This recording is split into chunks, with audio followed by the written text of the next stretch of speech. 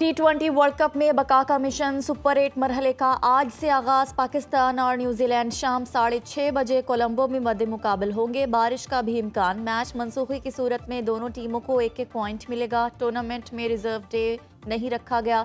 दोनों टीमों ने बारिश की वजह से प्रैक्टिस भी नहीं की। T20 वर्ल्ड कप मुकाबलों में ग्रीन शर्ट्स का पलड़ा भारी रहा। 7 मैचेस में 5 पाकिस्तान ने जीते, सिर्फ 2 बार ब्लैक कैप्स कामयाब हो सके। शाकीन क्रिकेट ग्रीन शर्ट्स की जीत के लिए पुरुम्मीद।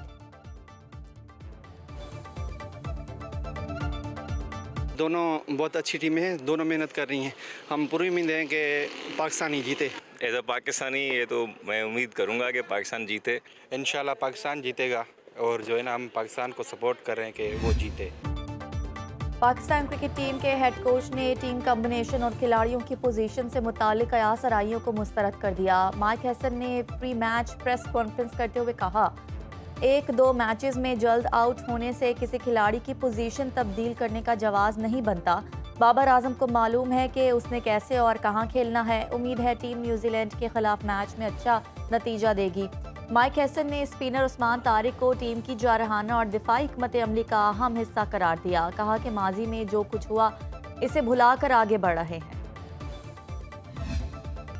सदर ट्रंप और अमरीकी अदलिया आमने सामने। सुप्रीम कोर्ट ने टैरिफ बढ़ाने का हुक्म कलअदम करार दिया तो अमरीकी सदर ने तमाम ममालिक पर 10% महसूलात का नफाज कर दिया।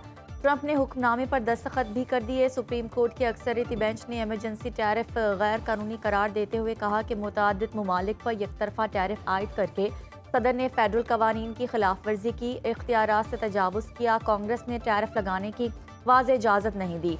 आलमी तिजारत बुरी तरह मुतासिर हुई। International emergency economic powers act सदर को टैरिफ लगाने का अख्तियार नहीं देता। अदालती फैसला 3 के मुकाबले 6 वोट से आया। फैसले के बाद वॉल स्ट्रीट जर्नल में स्टॉक मार्केट में तेजी। न्यूयॉर्क स्टॉक एक्सचेंज के तीनों इंडस्ट्रीज में इजाफा रिकॉर्ड किया गया। सदर ट्रंप ने सुप्रीम कोर्ट के फैसले को शर्मनाक करार देते हुए कहा कि टैरिफ के खिलाफ फैसले के बाद बैकअप प्लान मौजूद है। मुझे सुप्रीम कोर्ट के जजेस सियासत ज़दा लगते हैं। अदालतों का कुछ करना होता है। टैरिफ अमरीकी मईशत और कौमी सलामती का मसला है। दीगर ममालिक की खुशी ज़्यादा देर बरकरार नहीं रहेगी। अमरीकी नायब सदर जेडी वेंस कहते हैं कि सुप्रीम कोर्ट का टैरिफ से मुतालिक फैसला लाकानूनियत, साफ और सादा अल्फाज में कानून शिकनी है। वज़ीर ख़जाना स्कॉट बेसेंट ने बयान दिया कि अब टैरिफ के लिए दीगर कवानीन का सहारा लिया जाएगा। रवां साल के दौरान टैरिफ कम और कमोबेश यही रहेंगे। अब महसूलात के लिए सेक्शन 232 और सेक्शन 301 का सहारा लिया जाएगा।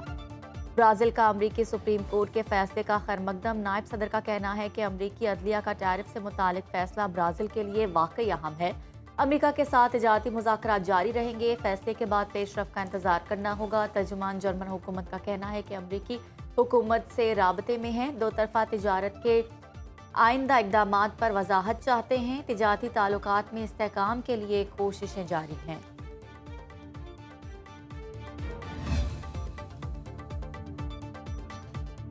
जोहरी मुज़ाकरात के बावजूद अमरीका और ईरान में कशीदगी बढ़ने का खदशा।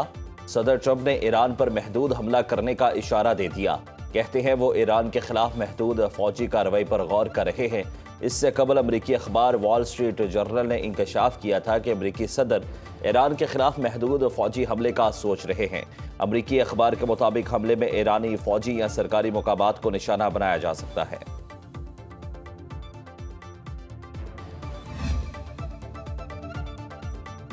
पंजाब के मुख्तलिफ इलाकों में धुंध छा गई। हद निगाह इंतहाई कम होने पर लाहौर सियालकोट मोटरवे M11 को बंद कर दिया गया। M4 मुल्तान से शोरकोट तक मुअत्तल। दीगर शाहराहों पर भी ट्रैफिक की रवानी शदीद मुतासिर।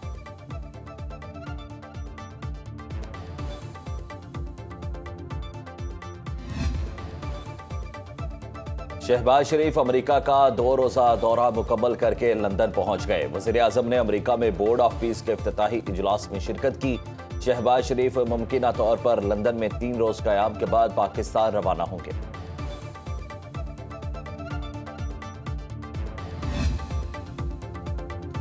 पाकिस्तान की मईशत में बेहतरी और महंगाई अंडर कंट्रोल। IMF की पाकिस्तान की माशी इस्लाहात की तारीफ। आलमी मालियाती फंड की डायरेक्टर कम्युनिकेशन जूली कोजैक ने तस्लीम किया कि EAF के तहत पाकिस्तान की पॉलिसियों से मईशत मुस्तहकम हुई। इस्लाहात से माशी एतमाद में इजाफा हुआ। DGP کا 1.3% بنیادی مالیاتی سرپلس حاصل کیا گیا. پاکستان میں مہنگائی کی شرح قابو میں رہی. مالی سال 2025 میں 14 سال بعد پہلی مرتبہ کرنٹ اکاؤنٹ سرپلس ریکارڈ ہوا. IMF کی ٹیکس نظام میں سادگی اور شفافیت بڑھانے کی سفارش. جولی کوزیک کے مطابق IMF کا وفد 25 فروری سے پاکستان کا دورہ کرے گا. EAF پروگرام کے تحت تیسرے جائزے پر بات چیت ہوگی. پاکستان کی 14 سے زائد کاروباری سرگرمیوں کی آن لائن مانیٹرنگ کا فیصلہ. ہوٹلز، ریسٹورنٹس، گیسٹ ہاؤسز، شادی ہال اور ریس کلبز میں پوائنٹ آف سیلز لگانے کا حکم. کوریئر اور کارگو سروسز کی بھی آن لائن مانیٹرنگ کی جائے گی. FBR کی جانب سے ڈینٹسٹ، فزیو تھراپسٹ، پلاسٹک اور ہیئر سرجنز، ویٹرنری ڈاکٹرز اور میڈیکل لیبز پر پوائنٹ آف سیلز لگانے کی ہدایت. 500 روپے فیس لینے والے ہسپتالوں کو استثناء حاصل.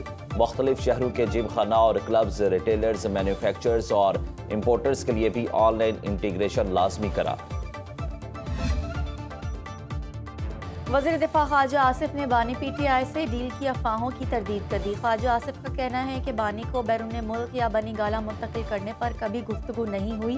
ممکن ہے سہولتوں کے حوالے سے انہیں اپروچ کیا گیا ہو. ڈیل کی باتیں کر کے یہ اپنی دکان کھلی رکھنا چاہتے ہیں. وفاقی وزیر طارق فضل چودھری نے کہا کہ کسی طرح کی ڈیل یا ڈھیل زیر غور نہیں. دوسرے انجیکشن کے لیے بانی کو 25 فروری کو عارضی طور پر دوبارہ اسپتال منتقل کیا جائے گا.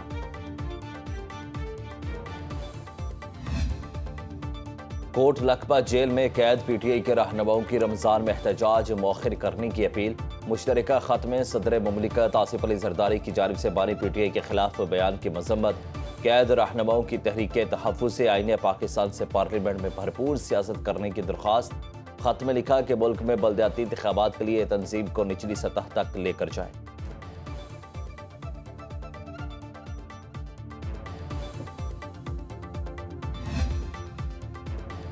قومی اسمبلی سیکریٹریٹ میں رواں مالی سال کے پہلے 7 ماہ میں 2 ارب 98 کروڑ 65 لاکھ روپے خرچ. مجموعی بجٹ 6 ارب 35 کروڑ 88 لاکھ روپے تھا. دستاویزات کے مطابق اعزازی تنخواہوں کی مد میں 28 کروڑ روپے سے زائد ادا. کھانے پر 13 کروڑ 6 لاکھ روپے خرچ ہوئے. پارلیمنٹ ہاؤس صدر اور وزیر اعظم الاؤنسز سمیت مختلف مدات میں مجموعی طور پر 39 کروڑ 84 لاکھ روپے دیے گئے. اراکین اور افسران کے غیر ملکی دوروں پر 10 کروڑ 54 لاکھ روپے خرچ ہوئے. ادھر پارلیمنٹ کا مشترکہ اجلاس 2 مارچ کو طلب کرنے کا فیصلہ. صدر آصف علی زرداری مشترکہ اجلاس سے خطاب کریں گے. MQM پاکستان میں اختلافات بڑھنے لگے. رکن سندھ اسمبلی رانا شوکت نے ساتھی رکن شارق جمال اور MNA اقبال محسود پر دھمکی دینے کا الزام لگایا. رانا شوکت نے الزام لگایا کہ انہیں قتل کی دھمکی دی گئی. تحفظ فراہم نہ کیا گیا تو اسمبلی رکنیت سے مستعفی ہو جاؤں گا. تھانے بلا کر FIR درج کروائی جائے. میں خالد مقبول گروپ سے تعلق رکھتا ہوں. سینئر صوبائی وزیر شرجیل میمن نے کہا کہ یہ اسمبلی ہے، اکھاڑا نہیں. سندھ امن کی دھرتی ہے. لسانی بنیادوں پر نفرت انگیز گفتگو نہیں ہونی چاہیے. چیف سیکریٹری اور IG پنجاب کو 3 سرکاری گاڑیاں اپنے استعمال میں رکھنے کی اجازت. پنجاب حکومت نے افسران کے لیے نئی ٹرانسپورٹ پالیسی جاری کر دی. نوٹیفیکیشن کے مطابق دونوں اعلیٰ افسران 1800، 2800 اور 4700 cc گاڑیاں استعمال کریں گے.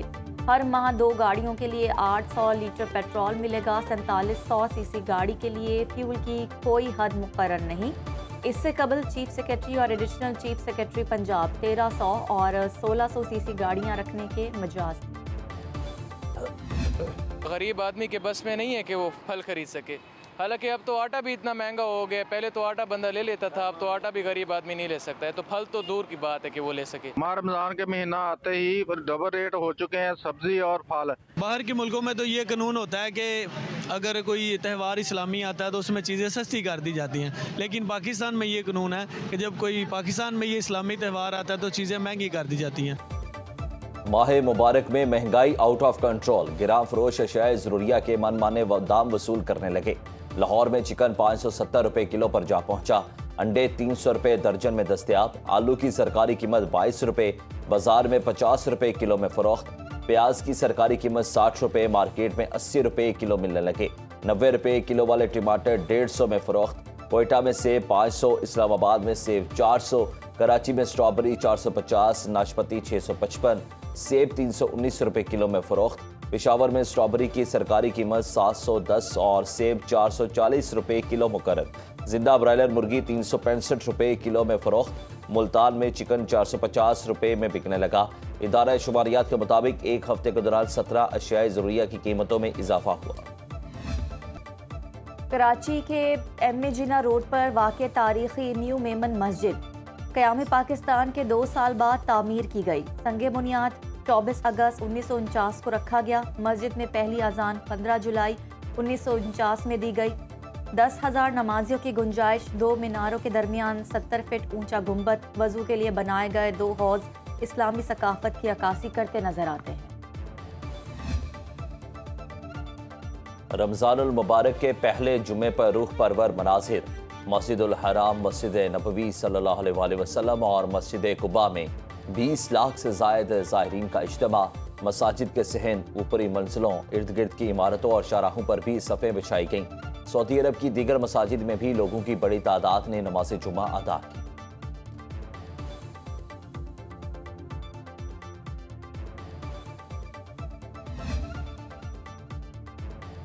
سعودی ولی عہد کا مسجد نبوی صلی اللہ علیہ وآلہ وسلم کا دورہ. روضہ رسول صلی اللہ علیہ وآلہ وسلم پر حاضری سلام پیش کیا. شہزادہ محمد بن سلمان نے ریاض الجنہ میں نوافل ادا کیے. مدینہ منورہ میں ولی عہد کا استقبال حرمین انتظامیہ کے سربراہ شیخ ڈاکٹر عبدالرحمن السدیس، وزیر حج عمرہ ڈاکٹر توفیق بن فوزان العربیہ اور مسجد کے امام نے کیا.